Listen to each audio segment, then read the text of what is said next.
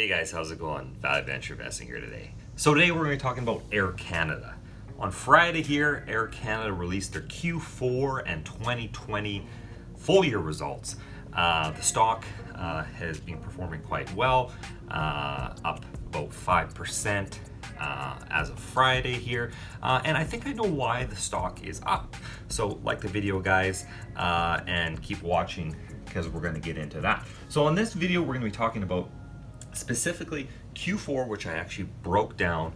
In Canada, they don't break down the fourth quarter, so you had to do a little bit of math. We're going to go over the full year results, and then I'm going to go over some very interesting things that were on the conference call as well, and give you my opinion as to why the stock is doing well, even though, technically it's still not a great quarter. So, as I said here, guys, I broke down Q4.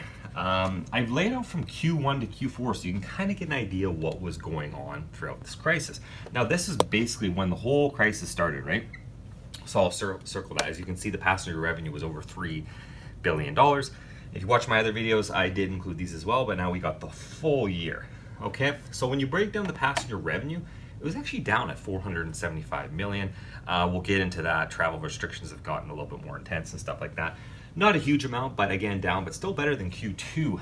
Again, the silver lining here is cargo revenue at $286 million last quarter. So up from 216. So they keep talking about how this is a more and more crucial part of their business. Other was up as well at 66 million. So their total revenue was 827 million, which is actually better than the last two quarters. And of course, not as good as this one. But still, we saw an improvement in terms of their total revenue. Their net income was actually down relative to last quarter, and this is because of a lot of non-operating expenses and stuff like that. So the net income was at a loss of about 1.1 billion. Last quarter was about $685 million loss. Cash is pretty much the same, $7.5 billion in cash. Last quarter was $7.77 billion. So they continue to have a very strong cash position. The one thing that everybody's probably really interested in is the cash burn. We saw last quarter about $9 million a quarter, 19, 20 on Q1. They expect about $12 to $14 million a day in cash burn is what they said last quarter. They are about $15 million a day this quarter, so kind of right in line. They said it was right in line, but a little bit worse maybe than what they said. Now, if you're looking at the whole year as a total, during the conference call, these are some things I picked up. Of course, we'll look at the financial statements, but operating revenue was down 70% year over year. Of course, this is baked into the stock price. Everybody knows about that, but 70% year over year reduction. 23% capacity, God, that's bad. And that's quarter over quarter, like comparing it to the last quarter this time last year. Of course, we've seen the Canadian government implement new measures in terms of people coming into the country, having to stay in a hotel for 2-3 days, spending the money out of pocket. So these are ways to encourage people not to travel. So they did mention that, and because of that, they said they've seen an uptick in cancellations, of course, and lower demand. So that's something to keep in mind going forward. Just a side note, though, I think as soon as summer comes in, and this is just my opinion, call it what you will, but I think we're going to probably see this ease out and kind of go away for various reasons. Could be wrong, of course, but I think we might be nearing the end of the pain here, but we'll have to see. Still, they're being very conservative. They're saying maybe a couple more years, and that's why they're building up such a strong cash position and stuff, right? And they talk a lot about their safety. They talked about, I think on my last video, I talked about Clean Care Plus, how they're doing an amazing job of cleaning things, which is something I think that is really underlooked. People are talking about masks and all that, but they don't usually talk about touch surfaces or anything like that. And I think that's where a lot of transmission occurs. So anyway, they're talking about a study that they've been doing at Toronto Airport in Canada. So it was about 20,000 people, so quite big. And they're saying they were testing, and 99% of people that are coming in were negative. So they've been making the argument that for 99% of travelers, this quarantine, this kind of stuff is not it's not required, and they're saying that they have science-based, and they're saying for the first time that the government's starting to kind of listen to them, and maybe they're going to implement these kind of policies going forward. and kind of take the science-based approach. So they keep pushing that big. They talked a lot about that last quarter as well. But they're saying that they're getting some headway. So it'll be interesting to see what happens with that going forward. Of course, like I said before, cargo is going to be a huge portion of their business going forward. And I think that's great with e-commerce and all that, right? Q4 next year, they're going to have 7 of their jets dedicated to this. And I think they said in 2021, they're going to have some service that they're going to announce as well.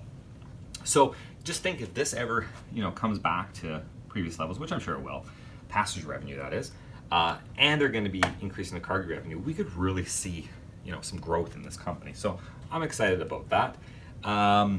Again, the Transat deal was approved by the government, but they're saying they're kind of limited in what they can say. There's a lot of moving parts. So I think that's maybe one of the reasons that the stock's doing well, although this is expected. But yeah, they're saying no other specific information.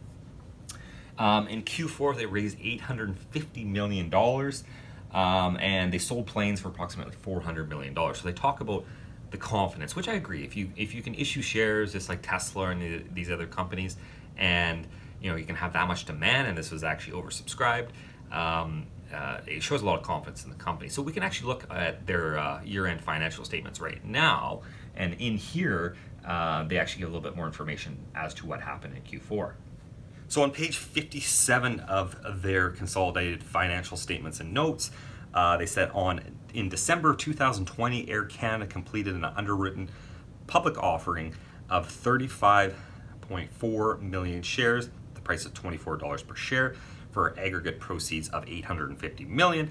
Of course, they're saying after deduction of the underwriting fees and expenses, the net proceeds were $815 million.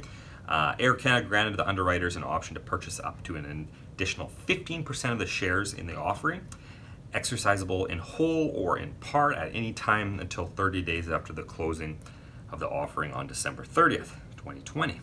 On January 18th, 2021, the corporation announced that the underwriters exercised their over-allotment option to purchase an additional 2.587 million shares for gross proceeds of $62 million. So obviously it is somewhat dilutive, $38 million shares in a company that has about 300 million shares outstanding. Still, I mean, it's dilutive, but of course it's something that's needed. But I'm not too concerned about it, considering there's still a relatively low number of shares outstanding for this company as a whole. So I thought I'd give you guys a little bit more insight on that as well. And the biggest reason I talked about in this video why I think the stock, why the stock is going up. They kept talking, the CEO kept talking about, we're kind of encouraged by, communication with the Canadian government. Well, this time they're saying they're extremely encouraged by the sector-specific support. He made some comments to the effect of, in past quarters, I really didn't feel comfortable saying that I was very confident. I said I was, confident, but for the first time, and they keep saying he can't talk about it, we're in more of, in his words, we're more of a negotiation. So if anybody was listening to that conference call, I think that's why the stock was going up so much. The way I read it is he's pretty much telling us there's going to be some sort of sector-specific support, which would be huge because they're burning through so much cash a day, right? So he kind of reiterated that over and over again, saying how optimistic he was, how optimistic he's become, that they're starting to listen kind of thing, right? So that right there, of course, is the big news of the day.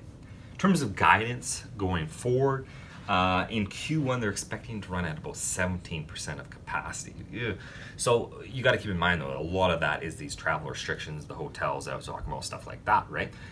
So that might change going forward because we might be kind of coming out of that. But I have a feeling they're being kind of, modest with their expectations, but still something to keep in mind. But still their cash burn, they're still saying will be about $15 to $17 million a day, which is kind of right where it is right now, although could get slightly worse is what they're saying.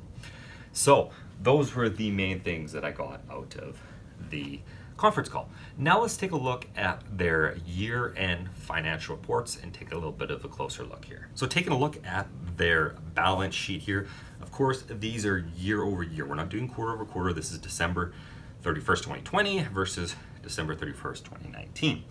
Looking at their assets, you can see that they've been building those assets up, 7.5 billion versus 5.89 billion. So they're trying to bolster their position, like I said before, and obviously trying to increase their total assets as well, The total current assets are 8.6 billion versus 7.5 billion. And I think they were talking about that as well, talking about the liquidity they have, the assets they have, stuff like that. So their total assets were 28.9 billion versus 27.7 billion. Not a huge difference, but like I said, they're bolstering their asset pool. Of course, what's been going on though, liabilities are going to increase. The biggest one here, namely being long-term debt and lease liabilities, at 11.2 billion versus 8 billion.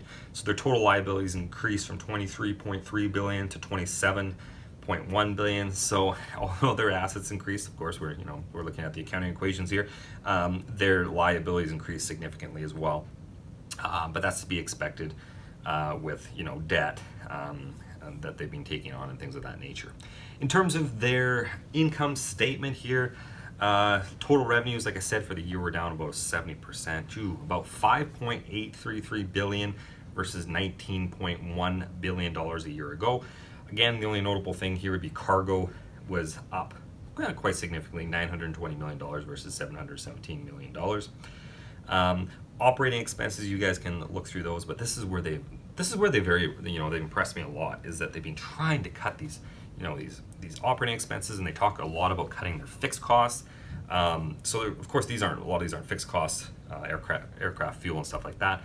But a year ago it was over $17 billion and 9.6 billion this quarter. So increasingly cutting their costs. And going down to net income for the year, it was negative $4.6 billion.